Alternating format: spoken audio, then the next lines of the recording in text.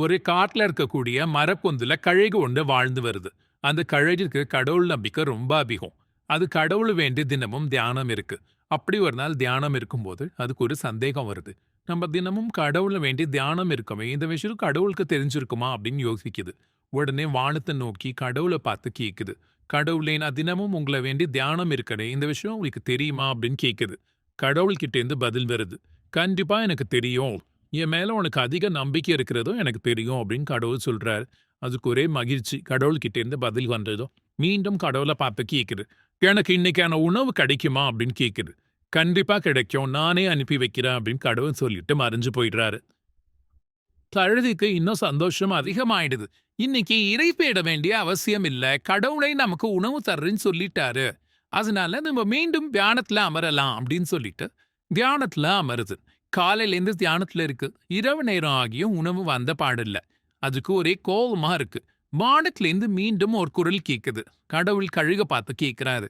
உணவு உனக்கு அனுப்பினடே, வந்துச்சா, சாப்பிட்டியா அப்படின்னு கேக்குறாரு.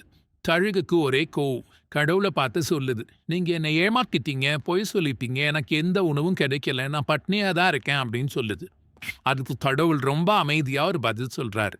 நீ எப்ப எனக்கு இன்னைக்கு உணவு வேணும் கேட்டியோ, அப்பயே நான் உனக்கு உணவை அனுப்பிட்டேன். கொஞ்சம் பின்னாடி திரும்பி பாரு அப்படின்னு சொல்றாரு. திரும்பி பார்த்தா ஒரு தவளை இருந்து கிடக்கு. இதுதான் உனக்கான இன்னைக்கு உணவு. ஆனா நீ திரும்பி கூட பார்க்கல.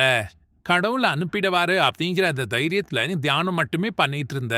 கடவுள் நம்பிக்கை இருக்க வேண்டியதுதான். ஆனா உன்னுடைய முயற்சி அப்படின்னு ஒரு முயற்சியும் இல்ல, சிறு முயற்சி கூட இல்லாம வாழ்க்கையில வெற்றி அடைய முடியாது. முயற்சி திருவினையாக்கும் அப்படின்னு சொல்லிட்டு கடவுள் மறைஞ்சு போயிடுறாரு.